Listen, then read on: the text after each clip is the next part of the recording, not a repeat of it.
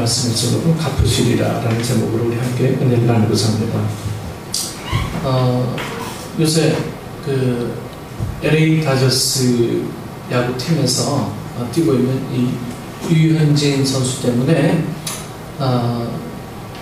미국의 이제 메이저리그를 보시는 분들이 많이 있을 겁니다. 저도 자주 봅니다. 우리나라 선수가 나오니까 관심들이 더 많이 가게 되고, 그 경기가 이겼으면 참 좋겠다. 멀리서 경기를 할지라도 내가 뛰는 것처럼 그렇게 바라봅니다. 이 다저스 팀의 경기를 보신 분이라면 이 야시엘 푸이그라는 선수를 여러분 아실 겁니다. 야시엘 푸이그예요. 24살짜리인데요. 이 푸이그는 쿠바 출신이에요. 쿠바.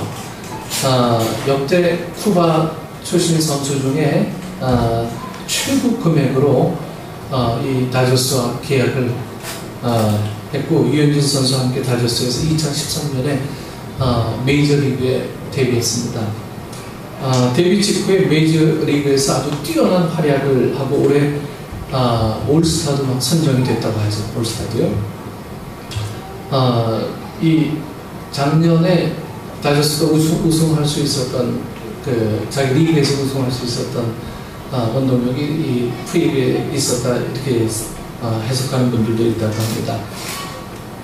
푸이그 선수가 높은 성적을 거두면서 아주 굉장한 인기를 얻자 미국에서 이 푸이그 선수와 똑같은 야시엘이라는 이름을 새로 태어난 아기에게 지어주는 부모들이 아주 굉장히 많아졌다고 합니다. 이 야시엘 푸이그인데요, 이 야시엘이라는 이름을 미국 태어나는 아이들에게 굉장히 많이 이름을 지어줬다고 해요.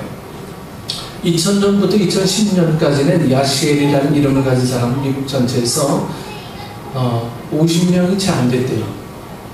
근데 이 푸이그 선수가 다저스에 데뷔한 2013년 이후에 캘리포니아 주에서만 이 야시엘이라는 이름의 아기가 100명이 넘었다고 합니다. 한 해. 단순히 유명한 사람이라고 해서 아이들에게 똑같은 이름을 다 지어주지는 않죠. 성공의 어떤 롤 모델이 되고 삶의 모범이 되는 사람이어야 그 이름이 좋은 이름이 될 수가 있습니다. 여러분, 우리는 우리들이 가지고 있는 이 각자의 이름 외에 여러분 예수 믿는 사람이기 때문에 이 그리스도인, 즉 크리스찬이라는 이름을 하나 더 가지게 됩니다. 그것은 내가 원하든 원치 않든 그렇게 불려지게 돼 있어요. 내가 예수님을 믿는 그 순간부터 나는 크리스찬이라는 이름을 하나 더 갖게 됩니다. 여러분, 크리스찬이 된 우리가 어떻게 사느냐에 따라서 우리처럼 그리스도인이 되고 싶은 사람들이 많아질 거예요. 그래서 내가 잘 사는 것이 바로 전도하는 길이고, 내가 온전히 주님 앞에 헌신하는 것이 곧 전도하는 길이다라고 하는 것을 일시적으로 우리는 어떤 사명의 의식을 갖고 좀 알아야 될 필요가 있습니다. 내 삶 내가 마음대로 사는데 라고 생각한다면 여러분들은 이 크리스찬이라는 이 이름에 걸맞지 않은 삶을 살아갈 수밖에 없어요. 여러분, 내게 주어진 이 삶은 내 개인의 삶이 아니라 주님께서 크리스찬이라는 이름을 또 다른 이름을 우리에게 주셨듯이 거기에 걸맞는 삶을 살아가야 된다라고 하는 것이죠. 오늘 이 예배드린 사랑하는 식구 여러분, 그리스도인답게 살아서 그리스도인이 되고 싶은 사람이 많아지는 그런 역사가 있기를 축원합니다. 이 본문에 우리가 쭉 보면 이 외식하는 자, 이 외식하는 자에 대해서 본문은 오늘 우리에게 이야기합니다.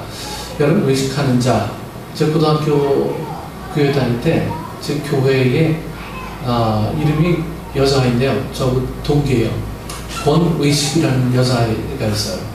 권외식. 제가 이제 고등학교 제 고등부 회장 때 교회 나온 지 얼마 안 돼서 열심히 교회 봉사하고 수련회도 같이 가고 은혜도 받고 그랬어요. 근데 어느 날 우리 고등부 예배를 드리는데 갑자기 기도할 사람이 없어서 이 권외식이라는 사람에게 기도를 부탁했더니 5분이 지나도 기도를 안 하는 거예요. 5분이 지나도. 기도를 어떻게 할지 모르는 거예요. 용기가 안 생겨서. 저도 끝까지 기다렸어요. 언제 기도할까? 결국 그 부회장이 나중에 5분 뒤에 다시 기도해요. 나중에 기도 안 했냐 물었더니요. 외식하는 자의 기도처럼 하기 싫었어요. 자기 이름 외식인데. 이 외식이란 이름이 그래서 외식이 된 게 아니고 원래 어머니가 지어준 이름이 외식에서 외식인데 자기는 정말 그 기도가 준비되지 않은 기도를 그렇게 하면 안 되겠어서 정말 기도 못했습니다. 정말 죄송합니다. 나중에 이야기를 하더라고요. 여러분들, 그리스도인답게 살아가는 것은 우리에게 우리가 모르는 책임이 우리에게 주어져 있다라고 하는 거예요. 우리가 모르는 책임이에요. 여러분, 우리가 모르는 책임은 우리가 모른 척해서 되는 책임이 아니라 우리가 반드시 알아야 할 책임이고 우리가 반드시 이거 끝까지 짊어지고 가야 할 책임이라고 하는 거예요. 한국 교회의 역사적인 문제를 따져보면 남들 아랑곳하지 않고 그분들이 좋아하는지 안 좋아하는지도 아랑곳하지 않고 무조건 전도하는 건 물론 좋은 거죠. 네. 하지만 이제는 내 삶을 뒤돌아볼 필요가 먼저 있다고 하는 것입니다. 내 삶을 뒤돌아보지 않으면 여러분들이 아무리 전도를 해도요, 그 전도는 오히려 방해가 될 겁니다. 준비되지 않은 그릇에 성령님께서 결코 채우시지 않으시는 거예요. 준비되어지지 않은 삶에 하나님께서 결코 기름 붓지 않으신다고 하는 거예요. 준비되어지지 않은 것 하나님의 은혜는 우리와 관계가 없다라고 하는 것입니다. 그래서 우리가 준비되어지지 않으면 아무리 좋은 일이 우리에게 선포되어지고 펼쳐진다고 할지라도 그것은 나와 무관한 일이 될 뿐입니다. 그래서 우리가 준비되어지는 것, 바로 준비되어지는 것은 크리스찬의 이름에 걸맞게 살아가는 삶을 준비되었다라고 하는 거예요. 근데 크리스찬의 이름이라는 것은 여러분, 교회 안에서만 크리스찬의 이름이 불려지는 게 아니에요.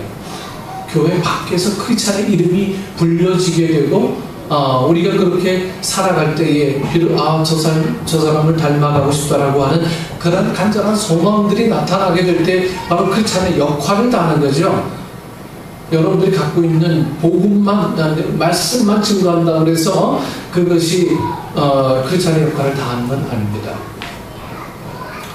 오늘 내 삶이 하나님 앞에 얼마나 온전해질 수 있는가? 이것은 바로 크리스찬의 역할을 하고 있느냐 하고 있지 않느냐의 차이일 것입니다. 이스라엘 백성들이 노예 생활을 하던 이 애굽에서 나와서 이제 시내산 밑에 머물 때 하나님께서 모세를 통해 율법을 주셨습니다. 그리고 그 가나안에 들어가기 전 모압 평지에서 두 번째로 하나님의 이 율법을 받았어요. 새로운 명령을 담은 기록이라는 뜻의 이 신명기는 새롭게 주어진 율법에 대한 이 모세의 설교집이라고 이야기할 수 있습니다. 여러분들이 이미 성경 통독 시간에 다 이미 아셔서 익숙하시지만 오늘 신명기 15장 11절 말씀에 이런 말씀이 기록되어 있어요. 땅에는 언제든지 가난한 자가 그치지 아니하겠으므로 내가 내게 명령하여 이르노니 너는 반드시 내 땅 안에 내 형제 중 곤란한 자와 궁핍한 자에게 내 손을 펼지니라. 예수님 당시 이 유대 팔레스타인 지역에 영향을 미쳤던 이 그리스 로마 문화에 따르면 가난한 사람은 축복받지 못한 사람으로 여겼어요. 이 그리스 로마의 어떤 문화는 항상 두 가지였어요. 이 영적인 전쟁에서 지면 마귀에게 물든 사람이고 이기면 승리한 사람, 이런 사고방식이 있었어요. 그래서 병든 사람은 마귀에게 지배당한 사람이고 승리한 사람은 하나님 앞에 인정받은 사람이다. 이렇게 이런 의식이 그리스 로마 문화에 팽배했었습니다. 그러다 보니까 당시 신분이 낮고 이 돈이 없는 사람들은 노예 취급을 당했고 노예가 되었어요. 그런데 유대인들은 이 신명기의 율법을 따라서 가난한 사람들을 챙겨주고 돕고자 애를 썼습니다. 그때 유대인들에게 가난한 자를 돕는 일은 선택의 선택이 아니고 종교적인 의무였습니다. 의무. 우리가 가난한 자를 돕는다라고 하는 것은 유대인들에게 있어서는요, 내가 해도 되고 안 해도 되고 하는 일이 아니라 의무였어요. 네. 하나님의 자녀된 사람들은 받은 것들을 여러분 어려운 이웃을 통해서 하나님께 돌려드려야 할 이 구제의 책임이 있었기 때문입니다. 오늘 본문의 말씀, 이 구제, 영어로 이 기빙이라고 하죠. 이 구제는 어려운 처지에 있는 사람들을 도와주는 것을 말합니다. 예수님 당시에 율법을 소중히 여기고 율법을 지키고자 힘쓰며 살았던 사람들은 이 기도 또 금식과 함께 이 구제를 신앙생활의 중요한 요소로 여겼어요. 기도, 금식, 구제, 이것은 항상 이 세 개가 붙어 다닌 거예요. 네, 이 세 개가. 그런 사람들에게 예수님이 말씀하셨습니다. 마태복음 6장 어디 보면 2절 말씀에 구제할 때에 외식하는 자가 사람에게서 영광을 받으려고 회당과 거리에 사는 것 같이 너희 앞에 나팔을 불지 말라. 이렇게 말씀하고 있어요. 그래서 여러분 예수님은 구제하라면 이제 공개하지 않으셨어요. 당시 사람들에게 구제는 너무너무 당연한 일이었고 예수님 또한 많은 사람들이 이 구제 활동에 참여하고 있음을 알고 계셨습니다. 문제는 구제하는 행위 자체가 아니라 구제에 참여하는 사람들의 이 마음 자세가 태도였더라고요. 그때 자신의 선행을 사람들에게 알리기 위해서 회당과 거리에서 나팔을 불어대고 구제하는 사람들이 있었던 거예요. 내가 이렇게 좋은 일 한다. 막 나팔 불어대는 거예요. 내가 이렇게 와서 좋은 일 하니까 너도 와서 한번 봐라. 내가 얼마나 훌륭한 사람인데. 이런 거예요. 자신을 홍보하는 차원에서 남을 돕는 사람들이 있었다는 이야기죠. 해마다 이 크리스마스가 되면 볼 수 있는 것이 빨간 자선 냄비, 여러분들 잘 아시죠? 자선 냄비를 운영하는 것은 구세군입니다. 구세군이라는 한 기독교가 더 교파죠. 구세군은 1865년에 영국에서 감리교 목사님이셨던 이 윌리엄 부스와 이 캐서린 부스가 그리스도인 전도회라는 이름으로 새롭게 시작했습니다. 두 사람은 빈민가를 찾아가서 전도에 힘쓰는 한편 이 가난한 자를 구제하고 자선 및 사회사업에 이 부스라는 두 사람이 최선을 다했습니다. 이 구세군이라는 이름에는요, 세상을 구원하기 위한 하나님의 군대라는 뜻이 담겨 있어요. 그래서 구세군 사관들은 꼭 체복을 입잖아요. 네. 세계 80여 개 나라에서 자선활동과 복음 전파에 힘쓰면서 영혼 구원을 위해서 세상의 죄악과 싸우는 하나님의 자녀들이 이 구세군 교회입니다. 구세군에서 운영하는 이 자선 냄비가 있는 곳이면 여러분 이거 딸랑딸랑 이 종소리가 이렇게 들려오잖아요. 참으로 참 좋은 일입니다. 거의 대부분 무명으로 돈을 냄비에 다 넣습니다. 예수님 때의 사람들도 다 비슷했어요. 어려운 사람들 도울 때 나팔을 막 불어댑니다. 근처에 있던 사람들이 선을 행하는 현장을 보게 하므로 그 사람들도 이 자선을 베풀도록 장려하는 것이 그들의 목적이었어요. 여러분 빵을 나눠줄 때 필요한 사람들이 와서 막 받아가더라. 옷을 나눠줄 때는 입을 것이 필요한 사람들이 와서 가져가더라. 나팔을 불어서 도움이 필요한 사람들을 막 이제 불러 모으기도 했습니다. 그런데 좋은 뜻으로 나팔을 부는 목적이 이제 막 변질되어 버렸어요. 좋은 뜻으로. 당신들 모르는 사람들은 와서 여기 와서 우리가 돕는 이 물건들 좀 받아가세요. 이런 뜻이었는데 이런 것들이 점점 이제 변질되어 갑니다. 사람들이 나팔을 불어서 자신의 선행을 알리고자 했습니다. 정말 힘든 사람들은 여기 와서 우리가 각 준비해 놓은 것을 좀 가져가세요. 이런 뜻이었는데 이제는 의미가 바뀌어져서 내가 좋은 일을 하니까 내 좋은 일을 하는 나를 좀 보러 오세요. 이 뜻으로 전혀 뒤바뀌어지게 되었다라고 하는 것이죠. 사람들에게 자신의 선한 행동을 자랑함으로 칭찬받고 박수받고 영광받기를 원했습니다. 선한 목적으로 불기 시작했던 나팔을 이제 자기 자랑, 자기 만족의 도구로 삼았던 것입니다.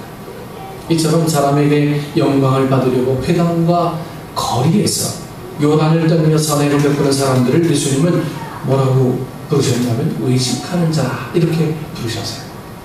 여러분, 외식하다라는 말은 거칠해하다, 겉만 보기 좋게 꾸며 드러내다라는 그런 뜻입니다. 쉽게 번역된 성경에는 이 외식하는 자라는 단어를 뭐라고 표현하고요? 위선자라고 표현하고 있어요. 본래 신약 성경에서 외식하는 자의 의미로 쓰인 단어 위포크라테스라고 합니다. 이 헬라에서는요. 위포크라테스는 배우를 의미하는 말이었습니다. 배우, 탤런트예요. 연극에 등장하는 배우가 여러분 어떤 일을 합니까? 실제 자기 모습과 상관없이 연기를 해야 해요. 연기. 자기 마음이 없을지라도 각본대로 막 표정을 짓고 말하고 또 그렇게 행동해야 합니다. 연극 무대에 서는 배우들은 울기도 하고 또 웃기도 하고요. 자기 생각과 관계없이 표정 짓지만 표정 그렇게 막 짓지만 자기 속마음과 다르게 착한 척 연기하는 그것이 이 외식하는 자, 위선자들입니다.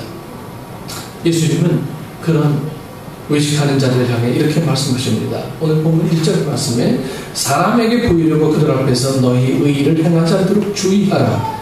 그리하지 않으면 하늘에 계신 너희 아버지께 상을 받지 못하느니라. 여러분, 외식하는 사람들은 하나님의 이 명령을 지킨다고 하면서 하나님의 뜻에 맞는 삶을 사는 것이 아니라 자기 뜻에 맞는 삶을 살고자 힘씁니다. 그들의 신앙적 표현의 목표는 하나님이 아니라 사람이었습니다. 위를 향하는 것이 아니라 아래를 향하는 것이었어요. 자기 자신이었습니다. 그런 태도, 그런 신앙적인 표현, 그런 종교적인 행위를 하나님이 기뻐하시겠습니까? 결코 기뻐하지 않으셨을 거예요. 사울이 이스라엘 왕으로 있을 때 블레셋 군대가 이스라엘과 싸우고자 모여 있었습니다. 이 블레셋 군대가 여러분 얼마나 많았는지 뭐라고 표현하고 있냐면 해변에 모래알 같다 이렇게 표현하고 있어요. 상상을 초월하게 이 블레셋 군대가 많았던 거예요. 사무엘상 13장 6절에서 7절 보면 두려웠던 사람들 중 어떤 사람들은 보이지 않는 곳으로 숨어 들어가고 어떤 사람들은 그저 떨고 있었다 이렇게 기록하고 있어요. 사울은 그런 상황에서 여러분 전쟁을 치르기 전에 하나님께 제사를 드리려고 사무엘 선지자를 이제 기다립니다. 그런데 아무리 기다려도요 이 사무엘 선지자가 나타나지 않아요. 선지자가 와서 기도를 해야 전쟁이 시작이 되는데 안 나타나는 거예요. 당시 상황에 대해서 사무엘상 13장 8절에서 이렇게 기록되어 있습니다. 사무엘이 길갈로 오지 아니하며 백성이 사울에게서 흩어지는지라 사울이 이르되 번제와 화목제물을 이리로 가져오라 하여 번제를 드렸더니. 여러분, 사울은 하나님께 제사를 드렸지만 제사를 받으시는 하나님께 초점을 맞추지 않았어요. 전쟁을 두려워하는 백성들이 흩어지려고 하자 흩어지는 백성들을 모으기 위해서 자기가 제사를 드렸습니다. 전쟁에 승리하기 위한 수단으로 이 예배를 이용했습니다. 하나님을 예배하는 사울의 마음속에는 하나님을 높이고 경배하는 마음 대신 자신이 얻어야 할 승리밖에 없었다라는 겁니다. 제사는 드리지만 그의 마음은 내가 소원하는, 내가 원하는 목적에만 있었다라고 하는 거예요. 그래서 자기가 생각하는 때에 자기 방식대로, 자기 마음대로 예배를 이용했습니다. 때로 우리는 아무 실속이 없다는 사실을 잘 알면서도 그런 껍데기뿐인 이 형식만을 고집할 때가 있습니다. 내가 목사인데, 내가 장로인데, 내가 권사인데, 응? 이렇게 하면서 그 예배는 이만큼 참석해야 하고 헌금은 내 수준에 이만큼 해야 하고 이런 생각을 내가 정합니다. 나는 뭐 집사니까 이만큼만 해도 충분해. 여러분, 모든 규정은 내가 다 정해요. 나는 아직 믿음이 연약하니까 예배 생활은 이만큼만 하면 되고 헌금 생활은 이만큼만 하면 되고 봉사 생활은 이만큼만 하면 돼요. 여러분, 모든 것들은 내가 다 정해요. 내가 다 정하다 보니까 결국 하나님의 역할은 오늘 우리에게서 그 역할의 능력들이 점점 약화되는 거예요. 내가 다 결정하니까. 은혜 받는 것도 내가 결정하려고 해요. 오늘 우리 많은 크리스찬들이요, 하나님 없는 예배를 드린다는 것이 무엇인지 분명히 좀 아셔야 될 필요가 있습니다. 내가 정하는 것이 아니라 그분께서 정하실 때, 하나님께서 정하실 때 우리는 온전히 순종하는 일들이 바로 예배라고 하는 거예요. 내가 필요로 해서 드려지는 예배가 아니고요, 주님이 필요로 할 때 드려지는 예배를 우리는 온전한 예배라고 하는 거예요. 여러분, 주님이 필요로 하는 것이 우리에게 무엇이든 그래서 우리는 단순히 순종하는 것, 이것을 우리는 온전한 예배라고 표현하고 있습니다. 하지만 우리는 모든 것들을요, 다 내가 규정해요. 내가 이만큼 하면 됐지, 내가 이만큼 하면 됐지, 내가 이 정도 하면, 내가 이 정도 하면, 여러분, 모든 기준들을 내가 정할 때 우리는 예배자로서의 어떤 영광의 능력들은 우리 안에 아무것도 없다라고 하는 것입니다. 예배는 주님이 하라 하면 하고 하지 말라 하면 하지 않는 것, 주님께서 허락하시면 하는 거고 허락하지 않으시면 스탑하는 거예요. 여러분, 이런 단순성, 심플한 일들이 우리에게 펼쳐지게 될 때에 이 예배는 예배가 되는 거예요. 저도 부목사 시절에 예배에 대한 기술들을 많이 공부했습니다. 이 큐시트장에서 몇 시 몇 분에 뭐 누가 기도하면은 뭐 라이트가 켜지고, 조명은 어디로 가야 되고, 카메라는 어디로 가야 되고, 네? 기도할 때 어떻게 하고, 뭐 기도 시간은 몇 분이고, 뭐 전부 다 큐시트장에서요, 예배가 어디 그냥 무슨 드라마처럼 그냥 다 준비되어 있어요. 물론 우리가 그렇게 세밀하게 할 수는 없지만 적어도 우리가 드려지는 이 예배는요, 내가 규정하는 예배가 아니고 주님께서 규정하는 예배를 우리가 드려야 될 줄 안다라고 하는 거예요. 그것이 예배입니다.